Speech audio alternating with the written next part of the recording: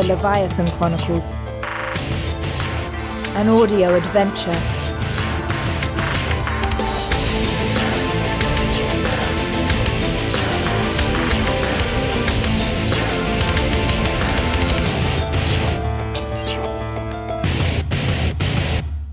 The story thus far. Our heroes have escaped and are on the run. Harlequin, Anton, McAllen and Tully infiltrated the Nankatsu Advanced Materials Laboratory to steal the core data files they hoped would give answers as to who was behind the deadly attack in Mumbai that killed Othello and exposed the Rebellion Command Center. But in the process of stealing the files, they are shocked by the discovery of a functioning keyhole. Keyholes are dimensional portals used by immortals to travel to any point on Earth instantaneously. But soon McAllen's team come under attack from the laboratory guards. They are forced to escape through the keyhole that transports them to the Nankatsu Submersible Proving Grounds, a secret facility 19,000 feet underwater. Things grow tense within the team as each member's interest seems to diverge from one another. Anton is consumed with revenge against Jason Sterling, who he blames for Othello's death. Harlequin is being drawn deeper into a conflict that he has no interest in fighting. Tully wants to hunt for some clue as to the fate of his best friend, Oberlin St. Clair, and McAllen is forced to come to terms with the legacy of who and what she is, an immortal woman who shares a genetic pattern with Evangeline, the queen of all immortals. Meanwhile, high above the Dongshan Mountains in China, unbeknownst to Tully, his best friend Oberlin St. Clair staged a dramatic escape from the prison he's been held in for the past few weeks. Oberlin awoke from a drug-induced haze to find himself on the Idrasil, a secret airborne fortress commanded by Whitt Roberts of the Blackdoor Group. Before escaping, Whitt reveals that Blackdoor is desperately trying to capture McAllen Orsel. He also cryptically states that he is trying to save the world. But Oberlin got the jump on Whitt, and the two men engaged in a violent struggle that led to the destruction of the Idrasil. Before fleeing in the escape pod, Oberlin snatched a briefcase that Whitt claims to allow him to speak to gods. But elsewhere in the world, far in the remote South Pacific, 500 feet deep within a limestone atoll, is a research station called Acheron. Jason Sterling sits in the Icarus room, burned and blinded, contemplating his next move. And now, Chapter 16, Hunter and Prey. Somewhere near Beijing, China, Oberlin St. Clair crawled out of his escape pod into a damp rice paddy. His head hurt from the laundry list of injuries he had sustained over the past few hours. But he did manage to lift it just enough to see the Idrasil, the high-altitude blimp that served as the secret laboratory and listening station for Whitt Roberts, streak across the sky in billowing flames. A muddy road lay 100 feet in front of Oberlin that ran between a small cluster of farming huts and a dense juniper forest half a mile away. A small band of farmers were approaching from the south, shouting at him. They were screaming angrily in his direction and brandishing pointed sticks and kamas, razor-sharp farming sickles, which even at this distance Oberlin could see would inflict lethal damage, especially on a weakened, unarmed opponent. Shit. His left hand throbbed with phantom pain where his little finger used to be. He wanted to get the hell away from these farmers as quick as possible, but his feet moved slowly in the thick mud, and what remaining strength Oberlin still possessed was failing. By the time Oberlin exited the muddy rice paddy, the angry farmers had covered half the distance between their farms and him, and he knew the farmers would overtake him before he could reach the safety of cover. Think, Oberlin. Do you know any Chinese? No. Do you have any money in your pockets? No. Do you know any self-defense? Yes. But are you in any condition to use it? No. Oberlin turned to start running towards the forest, but it was no use. His injured leg only permitted him to limp slowly. The mob of farmers was getting closer and louder. It would only be a few moments until they got to him, until they captured him, until they got him. A black Land Rover Defender roared past the mob of farmers who desperately leapt out of the way to avoid being struck. The mud-splattered vehicle raced towards Oberlin, kicking up a rooster tail of dirt behind it. Oberlin knew that if he couldn't outrun the farmers, there was no way he was escaping this car that was hell-bent in his direction. He moved off to the side in the off chance that it might strike him. Instead, it came skidding to a stop a few feet in front of him. The passenger door flew open to reveal a slim Chinese woman with long black hair pointing a 9mm Beretta pistol directly at him. Get in! I beg your pardon? Get in! Who the hell are you? We don't have time for this. I'm not going anywhere with any more strangers. If I'm going to try... I'm going to try to explain your options. You just crashed an escape pod into a rice paddy and have a team of farmers heading towards you. I've got sharp eyes and counted at least 15 of them. 6 of them are holding kamas and fighting spears, and forgive me if I notice that you're not exactly ready for a scrap. But if through some miracle you make it through the farmers, then you'll have the police and Beijing intelligence fanning out all over the area, trying to understand why the hell a burning blimp with toxic chemicals and coded distress signals has illuminated every surveillance board from Beijing to Taiwan. All of these options are bad for you. What's good for you is me. Get in. I can provide you with medical attention and get you out of here fast. Oberlin stood his ground. Think carefully! Shit! Oberlin climbed into the Defender. He hated feeling out of control. The money pressure of the Hail Mary, being threatened by the Yakuza, being kidnapped against his will. His left hand throbbed again, with pain where his smallest finger had been blown away. And now, once again, he was not in control of his life, driving somewhere, with someone. Where are we going? As I said, we've got to keep you safe from them. Safe from who? You know who! The Blackdoor Group! If the farmers turned you over to the Chinese police, it would have only taken hours before Blackdoor worked through our corrupt police system to get you on an unmarked plane to one of their secret locations. Like throwing a penny in the ocean. If they get a hold of you, you could get lost forever. I haven't done anything to this Blackdoor Group.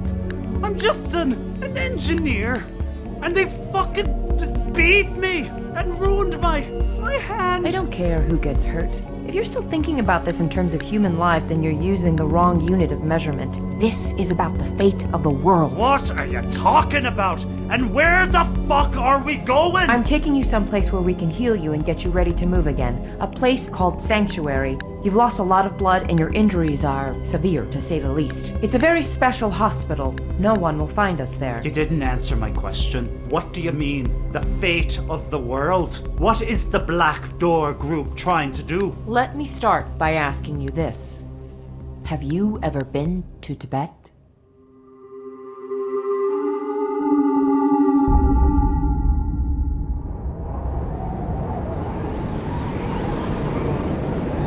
Tingri, Tibet, 10 years ago.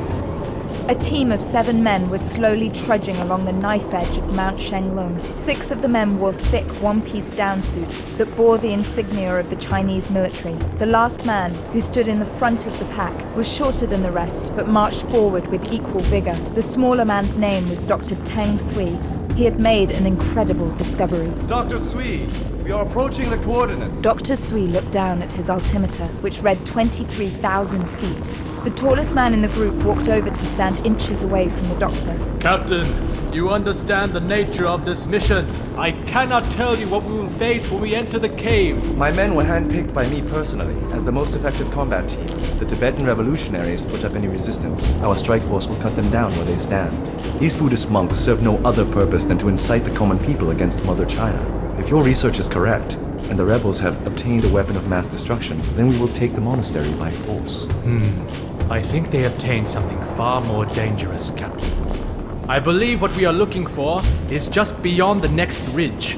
We need to push on before we lose the sun. The temperature will drop to minus 50 degrees in a matter of hours. The captain nodded and relayed the information to his soldiers, who nodded in terse agreement. These men would push on through any human limits if ordered by their commanding officer. Captain Tong was well renowned in the elite circles of the Chinese Secret Service. He was known as an effective teacher of the deadly martial arts, but he was equally known for the ruthlessness in which he dealt with any disobedience. Even if the temperature did fall to 50 below, he knew his men would march. Dr. Sui, have you located our entry point? If you cannot give us a clear bearing, I am ordering my men to break camp for the night. They must be fully rested in order to execute. Just one more moment, Captain. The doctor removed his hood and winced as the icy blast struck his cheeks and ears. He reached into his backpack and put on a visor that resembled a set of night vision goggles. The world instantly fell into darkness around him, but approximately 500 meters ahead of the men, beside a barren outcropping of rock, faint red and green vapor hovered over the rocks like a dim halo. I've detected a heat signature 500 meters on the west side of the core. I think we found what we are looking for. And what exactly are we looking for? Why has the Chinese Politburo sent an astronomer on a military mission to neutralize a Buddhist uprising? Because your superiors, in their wisdom, realized that the uprising could entail much more than a small faction of rebellious monks. Come quickly! Assemble your men inside the outcropping. I'll give you a full briefing as to the true nature of our mission.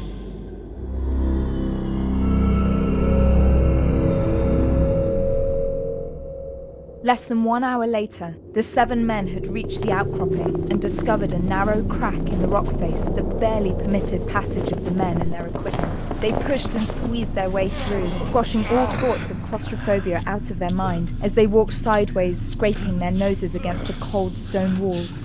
The tight passage widened into an antechamber off to the side, where the soldiers quickly unpacked their gear and removed their alpine suits.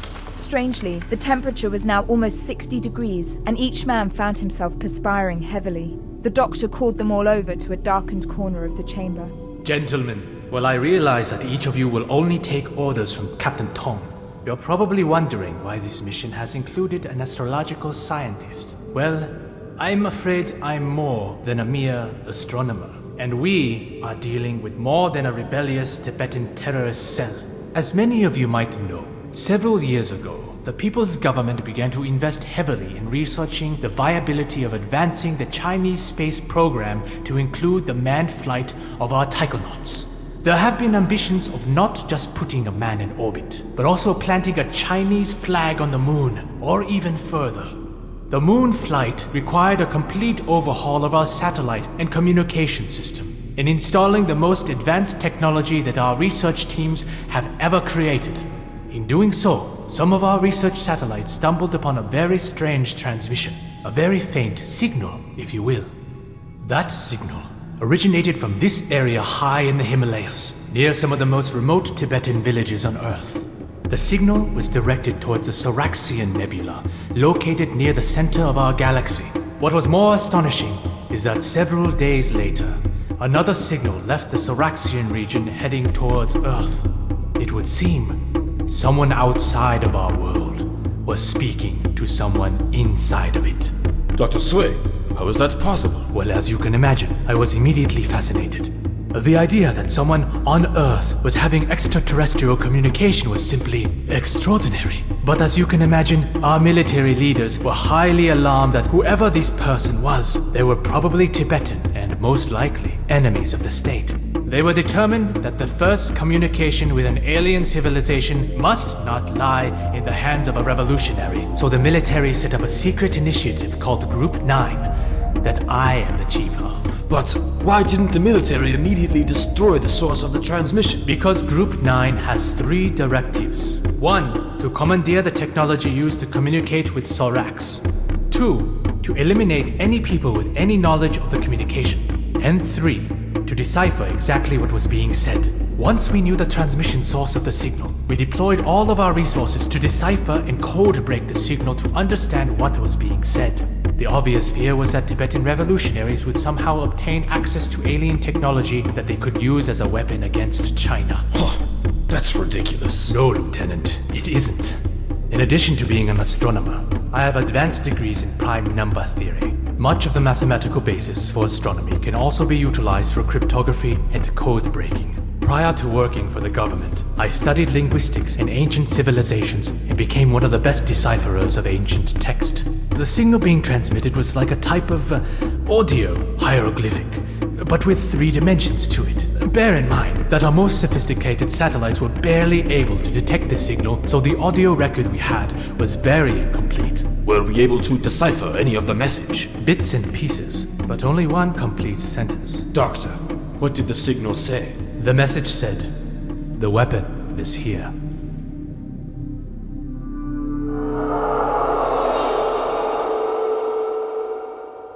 Before proceeding down the main corridor that branched off the antechamber, each soldier checked and rechecked the walking arsenal that they all carried. Their weapons were modified for Special Forces operations, thus being smaller and more powerful than the firearms carried by conventional law enforcement. Each soldier had side holsters on both sides of his waist, packing QSC-92 laser-sighted pistols, along with a Fairbairn Sykes fighting knife sheathed in a quick-release scabbard from his shoulder. The black flak vest each soldier wore contained specialized pockets for grenades and extra ammunition. 2 of the soldiers wore backpacks filled with C4 explosive and detonation devices. Because the captain was not fully briefed as to the full nature of the mission, he armed his men to the T in order to face any threat that presented itself.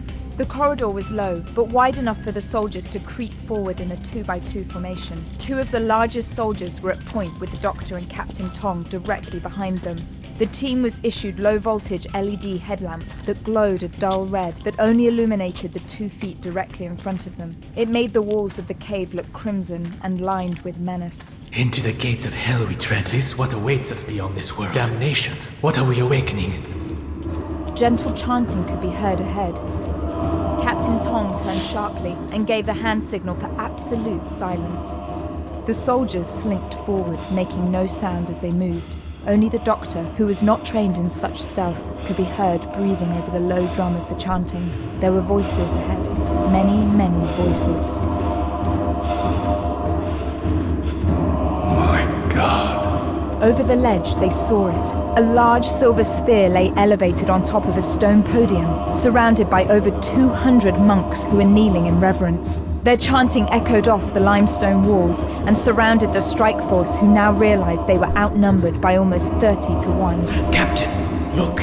The soldier pointed downward towards a rack of Chang's silver-tipped spears. They were positioned for use. Who are these people? These are not pacifist monks. These are trained warriors, prepared to defend their lives. But what? Why are they here? The Doctor removed a small grey device from his satchel and held it close to his body like a smoker trying to light his cigarette in the wind.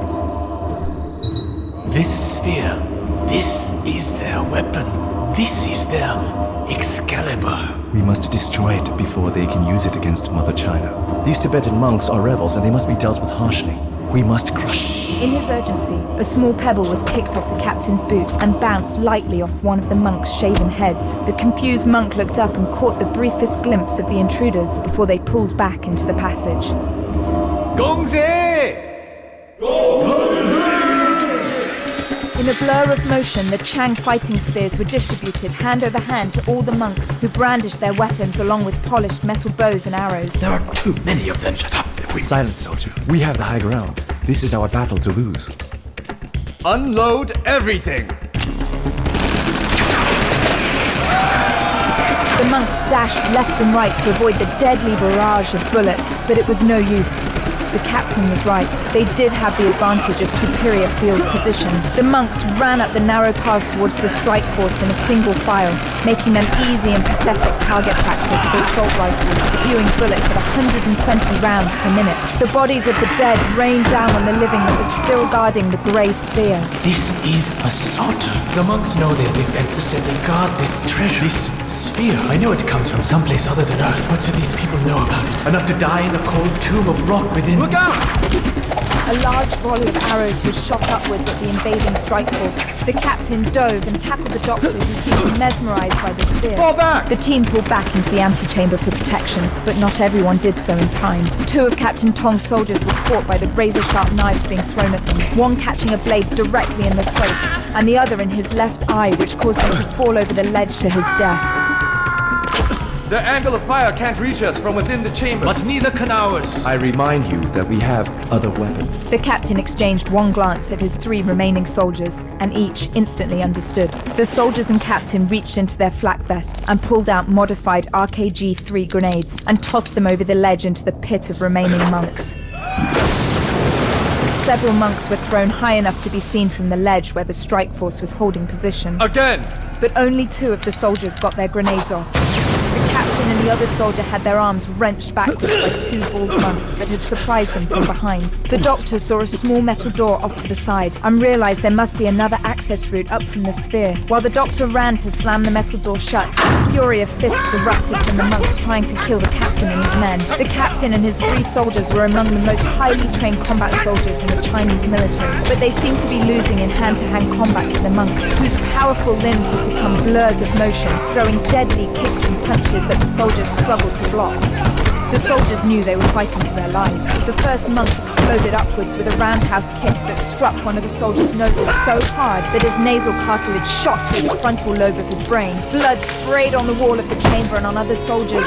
What seemed initially like it would be a slaughter was quickly turning against the Chinese soldiers. Even with 3 soldiers against the 2 monks, the doctor knew it was a short matter of time before the superior martial arts of the monks prevailed.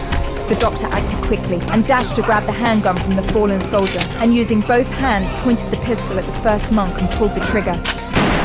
The doctor was no marksman, but the headshot he was aiming for was good enough to be a square chest shot, throwing the monk back against the far wall of the chamber before collapsing in a wet heap. Now there was just 1 monk left against 3 Chinese soldiers. His style of fighting quickly changed from offense to defense, but the loss of his comrade meant the tides were turning against him, and despite his superior skill, it would only be a matter of time before he missed a block and his enemies got the better of him.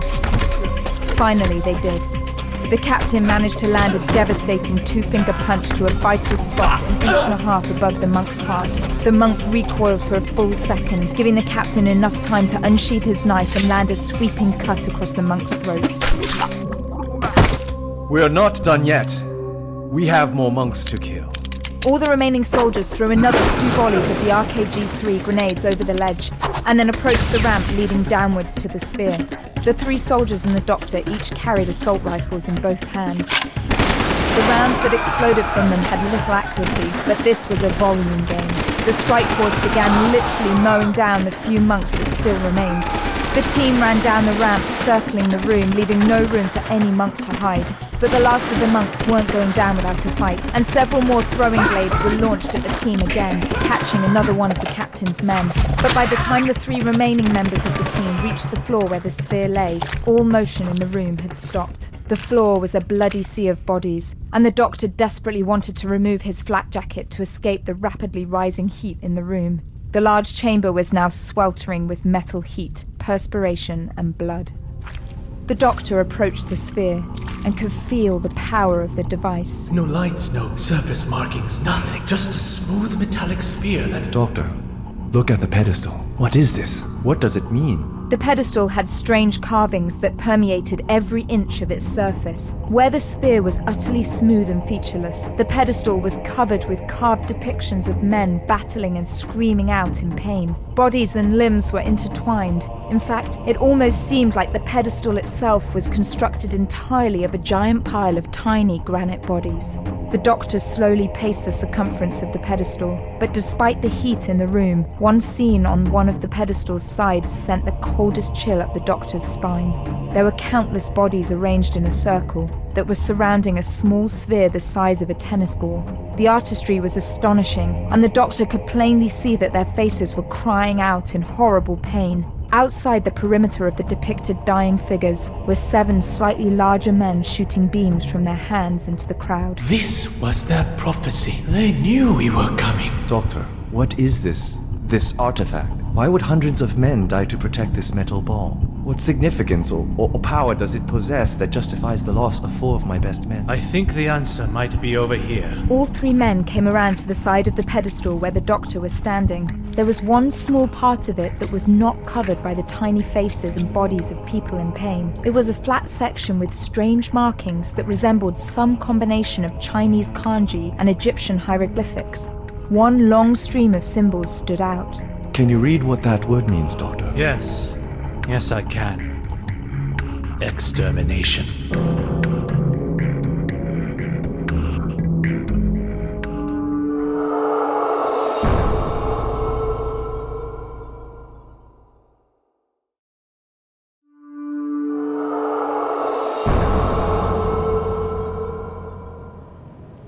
So, I don't get it. A Chinese military operation busted into a sacred shrine of Buddhist monks, killed everyone and stole their artifacts. I hope I'm not offending you, but you guys do that all the time. I don't see what any of this has to do with me. There's a bit more to the story, Mr. St. Clair. The sphere was taken from the secret temple in Tingri to a military base in Kishan. When we first tried to transfer it out of the cave, we realized that it was nearly impossible to move due to its extreme weight. So it was a pretty heavy sucker. I'd hate to be the porter that At over 50,000 tons, it was heavier than any known element found on Earth. I don't think I understand. What are you? Mr. St. Clair, the Tibetan monks were hoarding an alien artifact, one that they prophesized could lead to the end of the world, a weapon of unknown power. Great. So now the Chinese government stole a weapon of mass destruction. No, Mr. St. Clair. We lost it. What? After the raid in Tingri, we brought the artifact back to a Chinese intelligence headquarters base in Beijing. We ran every conceivable test we could on it, but besides being the most incredibly dense material, it seemed to periodically give off some sort of signal. What kind of signal? We couldn't even begin to decode it, but we were able to track the signal. Where was it sending a signal? To outer space? No, to the Pacific Ocean, to the Marianas Trench. And whoever is down there is talking to the Blackdoor Group.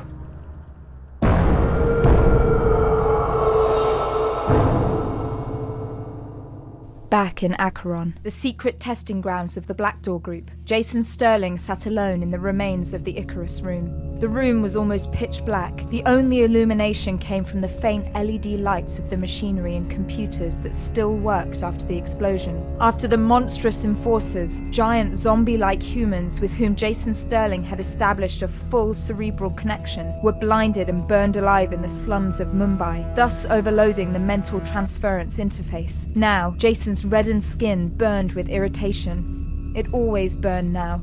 The scarlet color in his skin was matched only by those in his eyes. His pupils were almost invisible against his blood-filled irises, but now was not the time to be preoccupied with the searing sensation of heat that still came in intense waves. Jason Sterling was worried. He had sent an urgent message to Whitt Roberts over 5 hours ago. Whitt never took this long to report back, especially during a crisis. The Idrasil had disappeared from Jason's tracking monitor, and McAllen also continued to elude capture.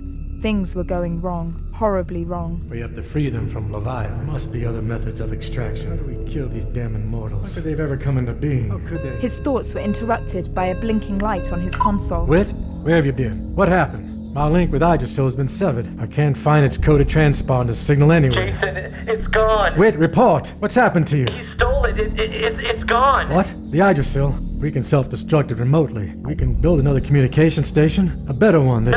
No, Jason. The briefcase. Oberlin St. Clair escaped with the briefcase. Jason sat back in his chair, stunned, his mind reeling. Jason, if they... We'll get it back. If Oberlin uses the briefcase to establish clear communications with Communications with whom? He never know who he was talking to. He wouldn't believe it if they told him. Besides, he need to get back to establish a clear That's connection. exactly it. What if he finds a way? Or what if he discovers another reception point on Earth that will enable the communication? That's absurd.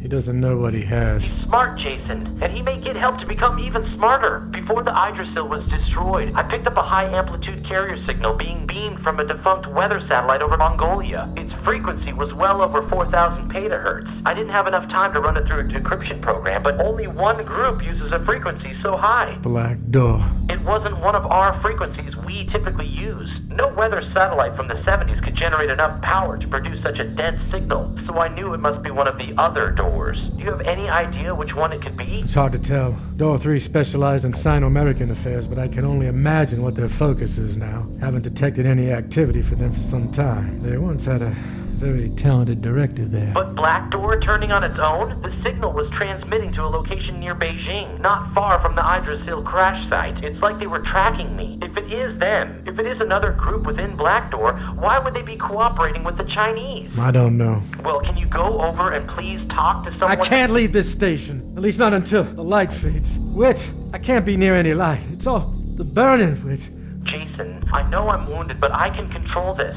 I can bring Oberlin in. He can't be far, and if one of the other Black Doors is helping him, well, I know all the tricks in the book. My question to you is, how big a war do you want to start? Is Black Door ready to go to war with each other? Black Door or not, none of it will matter if we can succeed in our mission. I mean, that's our plan. That's our only plan. That's our way out of this. Any initiatives by the other doors will be made irrelevant by the power waiting for us in Leviathan. Our mission is to eliminate the Immortals and the threat they represent to the directors of the Blackdoor Group and the free world. We tried killing them directly, which proved to be messy and usually resulted in unacceptable collateral damage on our side. We tried to stoke the civil war between the Edeners and the Rebellion, between Evangeline and Senshin. But now a new factor's been thrown into the equation. McCallan Orsel. If Senshin is successful in controlling and hiding her, then he won't need Evangeline anymore. The conflicts of the Immortals will be over. He'll be able to hide on some island or tiny European city that will give him a castle to buy, and he'll wallow in political immunity from any efforts to extradite him. That's if we could ever find him again. And if we do, he'll be too well entrenched for us to launch a successful strike mission. I mean, don't you see, Whitt? With McCallan on his side, he doesn't need to come out in the open. He can hide. He can wait and hide. But for how long? Forever. He's immortal, Whitt. They're all immortal. They can hide in a cave for 100 years with just food and water, and wait for all their mortal enemies to die of old age. Think about it, Whitt. 100 years to an immortal is a blink of an eye to you and me. They can solve any problem with time. Yield it as a weapon. But the weapon is being dulled. Explain. The signal! The rogue Starstone! We've taken time away from the Immortals. The signal that was released will eventually kill them all. That was their plan. Unless the Immortals can get to the Starstone to shut it off. But how could they? Of course, McCallan. McCallan Orsel has the ability to shut down the Starstone because she's Evangeline's clone. Senshin knows that by controlling her, he controls the fate of all immortals. Jason, I'll find them. Wherever they are, I will find No. You focus on Oberlin St. Clair. We must get that briefcase back. We can't allow him to make contact with Leviathan. If anyone finds out the true nature of our mission, everyone will seek to destroy us. But if we succeed in the rescue mission, then we will destroy everyone. I'll find Oberlin. I'll find him. What will you do? I'm gonna go try again to find McCallan Orsel. It might be time to extract another pound of flesh from our mole, our little traitor. You focus on Oberlin and getting back the briefcase. I'm going to go straight to the source and see what Senshin knows. He has no idea that his closest confidant has already betrayed him.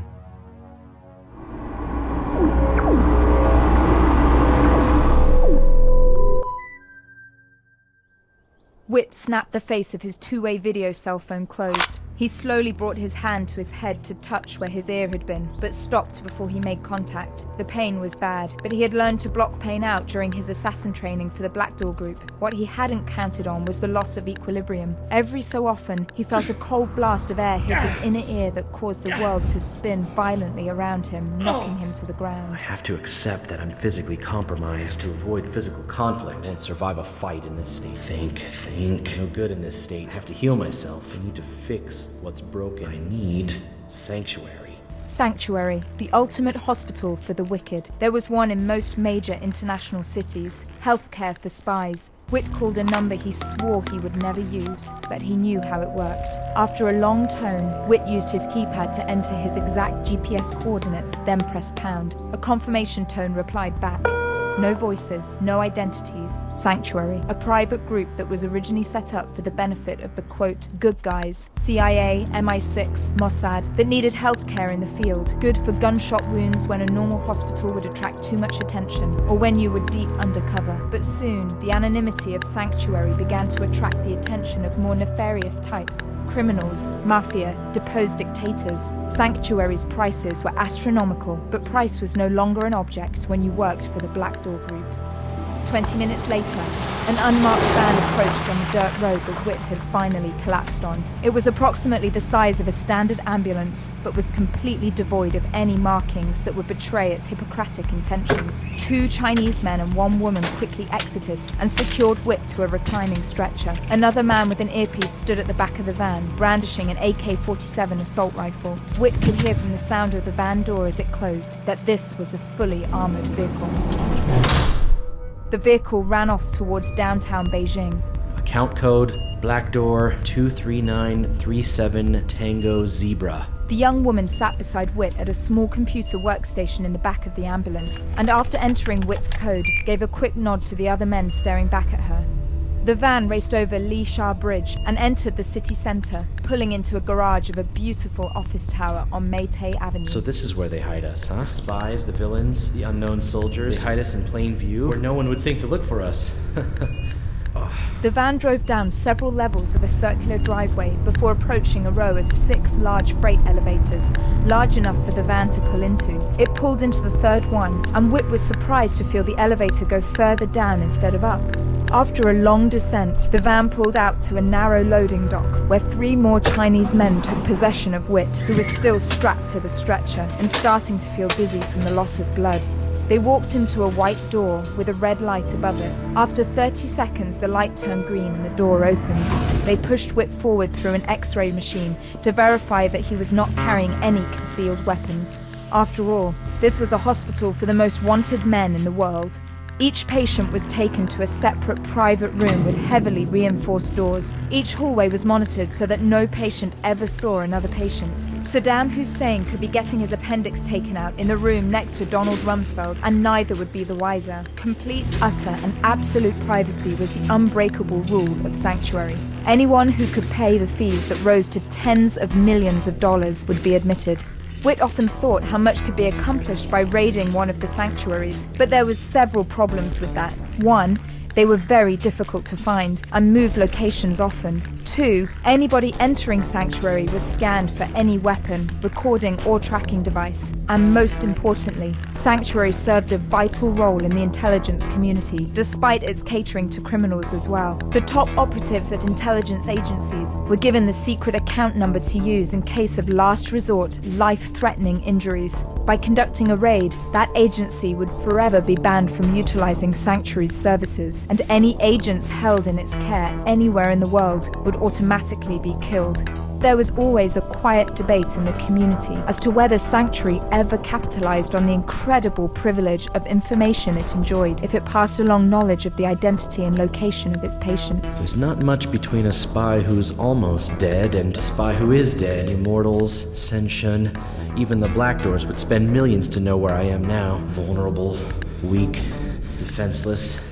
Who's to say Sanctuary won't take a bribe? Who's to say I won't wake up after surgery, after they did everything they could, after I end up just another dead spy? But Whitt knew there was no choice, no alternative if he was to get the briefcase back. He needed his strength, and he needed his balance. He needed to fix what was broken so if the time came, he could give 100% of his physical capabilities to accomplish his mission. The mission. Always the mission. After being wheeled left and right through compartmentalized corridors designed to prevent any contact between patients, Whitt was placed in a white, sterile room and helped to sit on an examining table.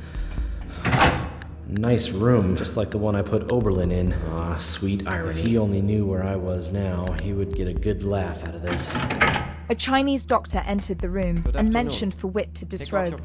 Glass from the Idrasil's laboratory was embedded in countless places on Whitt's body. His windpipe still felt obstructed from Oberlin's first attack. His legs and right hip were covered in second-degree burns. And of course, there was his ear. You, ear, legs, neck. Fix. It was clear the doctor spoke perfect English by the frown he displayed from being spoken to in this way. But for the amount of money he was paid, the doctor knew better than to say anything and provide the highest level of care. A nurse entered, locked the door behind her, and placed an IV in Whitt's arm. While the doctor and nurse looked on, Whitt, battered, bruised, and defeated, finally succumbed to sleep. Whitt awoke, alone in his room. He touched the bandages, now secure where his ear used to be. They must have doused it with lidocaine or some other topical anesthetic because it no longer throbbed with pain. But Whitt didn't care about the pain or even the loss of hearing. He was noticeable now, possessing a profoundly recognizable trait. A man with a missing ear. It would make undercover work in the intelligence community virtually impossible. Sure, he could get some sort of prosthetic. They must have one, he thought, but it came back to having to wear a costume to accomplish what he used to excel at naturally. Good morning, patient. Morning? Yes, it's 8:30 in the morning. How long was I out? We performed surgery to repair some of the nerve damage on your Reagan trachea. The glass was very difficult. I said how long? The surgery was 5 hours, but you've been asleep for 15. What am I on? Oxycodone and penicillin. Not to mention the Demerol injection you were given about 3 hours ago. When am I leaving? You need bed rest, or the burns won't heal. We'd like to have you here for 5 days, during which... Not happening. I need out now. As you wish. I can arrange for a secure extraction in 2 hours. In the meantime, you know the rules of Sanctuary. You must stay in your room until that time. If you need anything or feel any pain, you can call one of the nurses to help you. The doctor left the room, and Whitt heard the tumblers in the door lock shut. He painfully lowered himself back down to lay on the padded table he was sitting on. 15 hours? Fucking Oberlin could be halfway across the world right now. Especially if someone from one of the other doors is helping. I've got to get that briefcase back. Maybe they didn't get far. Oberlin was hurt as bad as I was. I swept his leg and nailed his pinky off. I'm not sure if I landed any other shots on him, but he'd have to be slowing down anybody who's helping him. Wait, of course. They're not gonna risk getting slowed down by an injured civilian. They're gonna get him fixed up first. Maybe they have their own infirmary, but maybe they brought him here. Yeah, yes, but would they risk bringing a wanted man into the same building as his executioner? No, they wouldn't. Not even under Sanctuary rules, unless they thought I was already dead. My God, of course. Nobody except Jason Sterling thinks I'm alive. Someone was tracking the Idrasil as it went down in flames. But nobody knows that I was able to set a self-destruct sequence before it crashed into the ground. The detonation blocks the signal of my escape pod. Nobody knows I'm alive. Whitt's spirit surged with excitement. Dead. People thought he was dead. That made his job unbelievably easier. The delicious thought of being a person who did not exist washed over Whitt, intoxicating him with the thoughts of invisibility. If people think I'm dead, then whoever is helping Oberlin wouldn't think twice about bringing him here. And if he's here, so is the briefcase. Whitt leapt from the table he was sitting on and stifled the pain that shot through his body. He stabbed at the call button for the nurse. Yes, patient. Are you in pain? No, I'm not. He spun across the room, grabbing her by the throat and shoved her against the wall. In that act, he broke the most sacred rule of Sanctuary. He was committing violence on neutral ground. Any Blackdoor agent in any sanctuary in any part of the world would be given an injection and killed by his doctor. This was the deterrent that had been effective for decades in Sanctuary, assuring that any patient could be guaranteed anonymous care and safety. But he had broken that, and now become a rogue agent from the intelligence community, even from the fringes from which the Blackdoor Group operated. He just gave a death sentence to every Blackdoor agent worldwide that was in a sanctuary. But that was exactly what he wanted. You listen to me now. I'm seconds from crushing your windpipe. Think of me as a madman that can't be reasoned with. All I want to know is if someone from Blackdoor is here. I know you recognize the name. Blackdoor, here, yes? All right, time for you to die then. I wish you could have been more helpful. Please, no. I say, there's Blackdoor here. Yes, woman with man. Where? Where? 2 floors down. You'll come with me, and you'll do exactly as I say. Understand?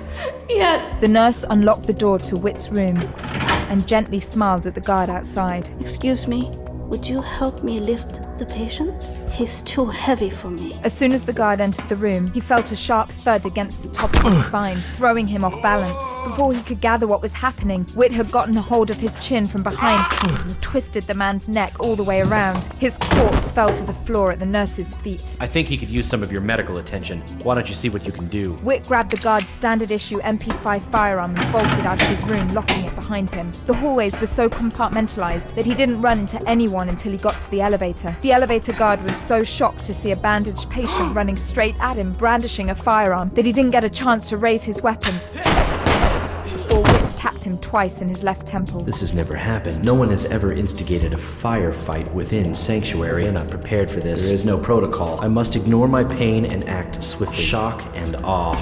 Whitt rode the elevator down 2 flights, but could hear gunfire erupting before the elevator doors even opened. The other Blackdoor agent. They must be trying to kill her because of my actions.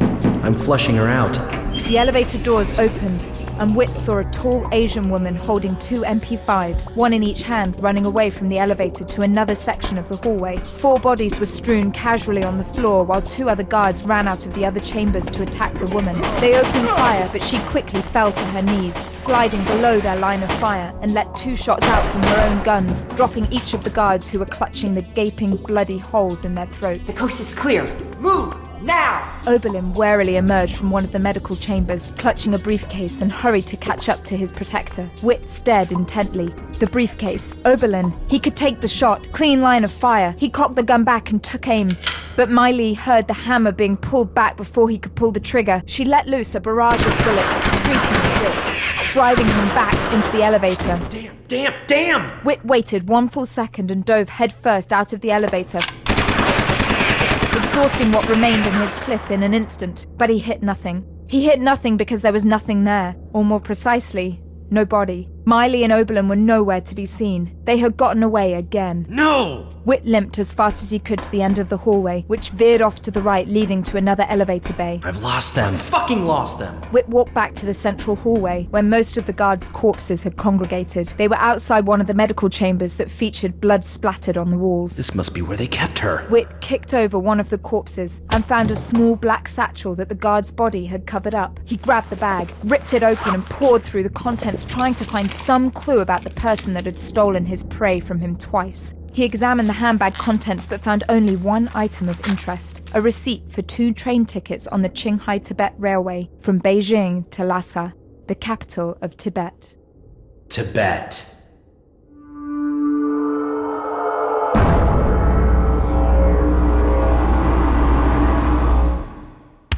You have been listening to the Leviathan Chronicles. The Leviathan Chronicles was written and created by Christof Laputka, produced by Robin Shaw, produced and musical composition by Luke Allen, directed by Nobi Nakanishi.